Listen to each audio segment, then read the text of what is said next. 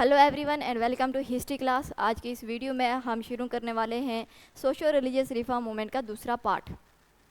Socio religious reform movement हमने start की है और आज इस वीडियो में सोशो रिलीजियस रिफॉर्म मूवमेंट का ये चैप्टर जो है वो ख़त्म हो जाएगा। हम सबसे पहले पढ़ते हैं रामकृष्ण एंड विवेकानंद के बारे में। अब विवेकानंद रामकृष्ण मिशन, ये जो रामकृष्ण मिशन है इसका फाउंडर है कौन? विवेकानंद।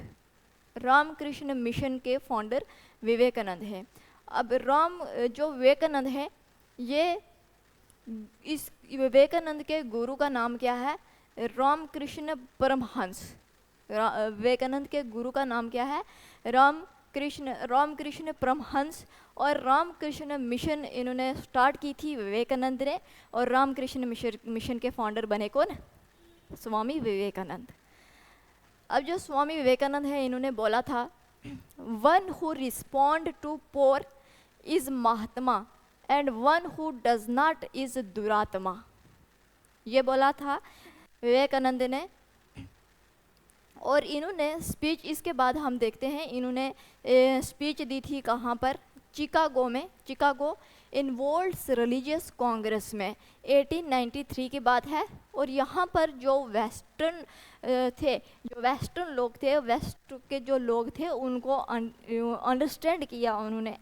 कल्चरल रिचनेस, क्या लिखा हुआ है? Western understood cultural richness of India from this speech. ये जो स्पीच उन्होंने दी चिकागो में इन वर्ल्ड रिलीजियस कांग्रेस 1896 में, इसमें वेस्टर्न्स जो थे understood cultural richness of India from this speech. He was only social reformer who focused on poverty at great extent। ये only social reformer हैं। बहुत सारे सोशल रिफॉर्मर्स के बारे में हमने पढ़ा भी थे भी। और इन्होंने सबसे ज़्यादा जो है वो पॉवर्टी के ऊपर फोकस किया। किस पे फोकस किया? Poverty at great extent. अब इन्होंने दो ऑर्गेनाइजेशंस जो है वो स्टार्ट की थी। इनकी ऑर्गेनाइजेशंस का नाम क्या है? रामकृष्ण मिशन। रामकृष्ण मिशन इन्होंने ऑर्गेनाइजेशन स्टार्ट की, और दूसरी रामकृष्ण मठ। बाद में ये बेलोर न्यूर कलकत्ता में इनका हेडक्वार्टर जो था वो बनाया गया, दोनों ऑर्गेनाइजेशंस का। इनने दो मैगजीन्स निकाली थी। मैगजीन्स का नाम क्या है? उद्बोधना एंड प्रबुदा भारत। ये दो मैगजीन्स थी और ये दो ऑर्गेनाइजेशन। एमसीक्यू बन सकता है यहाँ से। डायरेक्ट क्वेश्चन जो है इस सोशल रिफॉर्म मूवमेंट से वो पूछे जा सकते हैं। जो सोशल रिफॉर्मर्स थे उन्होंने हमने पिछली वीडियो में भी देखा कि लोगों के जो यहाँ पर जो इंडियन सोसाइटी में जो इवल्स थे उनको दूर करने के लिए वो कोशिश कर रहे थे। लोगों के माइंडसेट को मॉडर्नाइज करने की कोशिश कर रहे थे। इसलिए उन्होंने ये जो न्यूज़पेपर्स और मैगजीन्स जो थी ये छपवानी शुरू कर दी। और जो वर्क्स अपने लिखने, वर्क्स मतलब बुक लिखना शुरू कर दिया इन टॉपिक्स पर। जो इवल्स, जो लोग यहाँ पर रीत रिवाज जो में फंसे हुए थे, जो इवल्स में फंसे हुए थे, जो उन लोगों को अवेयर करने के लिए, उन लोगों के माइंडसेट को चेंज करने के लिए ये ऑर्गेनाइजेशंस जो थी इन्होंने स्टार्ट की थी। और ये ऑर्गेनाइजेशंस जो है इम्पॉर्टेंट है। यहाँ से क्वेश्चन बन सकता है, हम रामकृष्ण विवेकानंद को पढ़ रहे हैं। रामकृष्ण मिशन विवेकानंद ने स्टार्ट किया था। ये क्या है? ऑर्गेनाइजेशन। रामकृष्ण मठ और दो मैगजीन, उद्बोधना, प्रबुदा भारत। यहाँ से क्वेश्चन बन सकता है। उसके बाद हम पढ़ेंगे स्वामी दयानंद एंड आर्य समाज। ये थे रिवाइवलिस्ट। हमने रिवाइवलिस्ट को देखा था। रिवाइवलिस्ट कौन थे? जो अपने कल्चर को, अपने इंडियन एंशिएंट कल्चर को बचाने की कोशिश कर रहे थे कि हम modern thinking, modern thoughts, western thoughts से इंडियन कल्चर को बचाने की कोशिश कर रहे थे। कि जो वेस्टर्न थॉट्स हैं, वेस्टर्न थिंकिंग है, वो हमारे इंडियन कल्चर को क्या कर रही है? ख़त्म कर रही है। ये थे रिवाइवलिस्ट। आर्य समाज, स्वामी दयानंद जो थे ये आर्य समाज के फाउंडर थे। आर्य समाज इन्होंने एस्टेब्लिश किया था, आर्य समाज ऑर्गेनाइजेशन बनाई थी। इस अब स्वामी स्वामी दयानंद सरस्वती के बारे में पढ़ते हैं हम थोड़ा सा। ये बॉर्न पैदा हुए थे कहाँ पर? गुजरात में। इनका रियल नेम क्या है? मूल शंकर। इनके गुरु कौन थे? स्वामी व्रजानंद। और इन्होंने स्लोगन दिया था, ये कौन है? रिवाइवलिस्ट हैं। ये एंशिएंट कल्चर को रिवाइव करने की कोशिश करते थे। तो इन्होंने स्लोगन क्या दिया? Back to Veda, back to Veda, ये स्लोगन है, बैक टू वेदा। और इन्होंने, इनकी बुक है सत्यार्थ प्रकाश। सत्यार्थ का मतलब होता है ट्रुथ और प्रकाश का मतलब होता है लाइट। ये इन्होंने बुक लिखी थी। उसके बाद इनका फोकस कहाँ था? किन किन इश्यूज़ पर इन्होंने फोकस किया वो हम देखते हैं। मोनोथिज्म पर, अपोजिशन टू आइडल वर्शिप नहीं होनी चाहिए, अपोजिशन टू कास्टिज्म के खिलाफ, कास्टिज्म के खिलाफ थे। फीमेल एजुकेशन को बढ़ावा देना चाहते थे।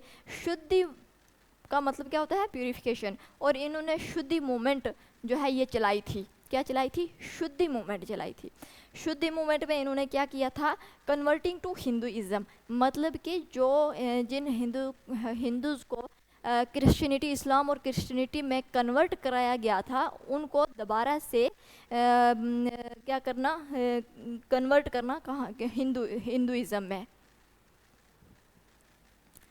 और यहाँ पर कम्युनलिज्म का बढ़ावा जो था वो हुआ था, क्योंकि ये इनका जो है एंशिएंट कल्चर को ये एंशिएंट कल्चर को ये रिवाइव करने की कोशिश कर रहे थे। और इन्होंने स्लोगन भी ये दिया था, बैक टू वेदा।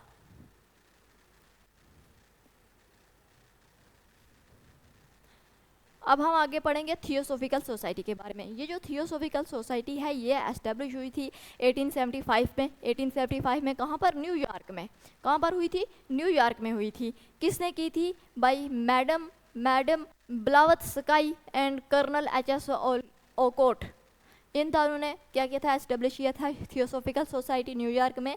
और बाद में यहाँ से ये later shifted headquarter Adyar near Madras.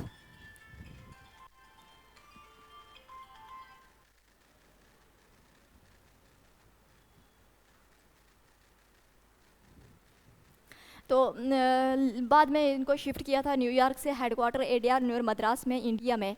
ये इन्होंने शिफ्ट किया था इंडिया में। और इसका एम क्या था? एम क्या था? To revive ancient religions of east. East में एंशिएंट रिलीजन को रिवाइव करना। और इनके इस सोसाइटी के ऊपर इन्फ्लुएंस पड़ा था किसका? बुद्धिज़्म और हिंदुइज्म का। 1907 में एनी बेसेंट ये प्रेसिडेंट बनी थी थियोसॉफिकल सोसाइटी की। और इसके बाद इंडिया में पॉपुलराइज आइडिया ऑफ थियोसॉफिकल जो मूवमेंट चलाई थी थियोसॉफिकल सोसाइटी की, वो पॉपुलराइज हुआ था इसके प्रेसिडेंट बनने के बाद इंडिया में।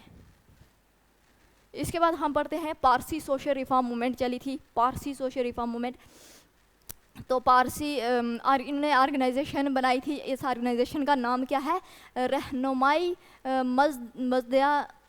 मजदया सनन, रहनुमाई मजदया सनन सभा, ये ऑर्गेनाइजेशन का नाम है। क्या है? ऑर्गेनाइजेशन का नाम है। इसको एस्टेब्लिश किसने किया था? नौरोजी फरदुंजी एस बंगाली दादाबाई नौरोजी, ये इन्होंने एस्टेब्लिश की थी ये ऑर्गेनाइजेशन। ऑर्गेनाइजेशन का नाम याद रखना, एमसीक्यू बन सकता है, डायरेक्ट क्वेश्चन जो है यहाँ से बन सकते हैं। ऑर्गेनाइजेशन का नाम एस्टेब्लिश किसने किया था? जितनी भी सोशल रिफॉर्म मूवमेंट हमने पढ़ी हैं, कौन कौन सी ऑर्गेनाइजेशन हैं, किसने एस्टेब्लिश किया, उनके नाम भी इम्पॉर्टेंट है, ऑर्गेनाइजेशन के नाम इम्पॉर्टेंट है, न्यूज़पेपर्स के नाम इम्पॉर्टेंट है, जो बुक लिखी थी सोशल रिफॉर्मर्स ने वो नाम इम्पॉर्टेंट है। पिछली वीडियो में हमने पढ़ा, ये हम पढ़ रहे हैं, यहाँ से सीधा डायरेक्ट क्वेश्चन पूछा जा सकता है।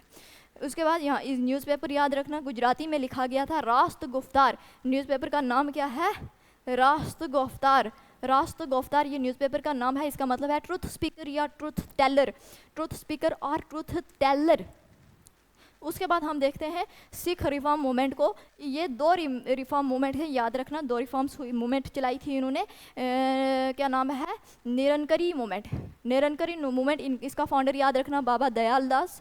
और उसके बाद नामदारी मूवमेंट, इसका फाउंडर कौन है, राम सिंह। ये सिख मूवमेंट, पारसी मूवमेंट हमने पढ़ लिया। थियोसॉफिकल सोसाइटी और दयानंद सरस्वती और विवेकानंद को हमने पढ़ लिया। इनके ऑर्गेनाइजेशंस के नाम याद रखना, मैगजीन्स के नाम याद रखना। और उसके बाद दयानंद सरस्वती, किन किन इश्यूज़ पर फोकस किया था, ये रिवाइवलिस्ट थी। इन्होंने क्या स्लोगन दिया था, बैक टू वेदा। और इनकी बुक थी, वेरी इंपॉर्टेंट, ये याद रखना, स्लोगन क्या है, बैक टू वेदा। और बुक थी सत्यार्थ प्रकाश। और उसके बाद हमने क्या पढ़ा, थियोसॉफिकल सोसाइटी कहाँ पर एस्टेब्लिश हुई, किसने की, शिफ्ट हुई, हेडक्वार्टर यहाँ पर। एम क्या था, एम ये था। और इसके बाद इसको एनी बेसेंट ये प्रेसिडेंट बनी थी थियोसॉफिकल सोसाइटी की। और इसके बाद ये पॉपुलराइज हुआ था ये आइडिया इंडिया में। ठीक है, ये क्या क्या बातें याद रखनी है इसमें, फैक्ट है, सीधा डायरेक्ट यहाँ से क्वेश्चन पूछा जा सकता है, और कुछ नहीं भी नहीं है। अब इस वीडियो में इतना ही रखते हैं, आगे नेक्स्ट वीडियो में करेंगे। Thank you so much.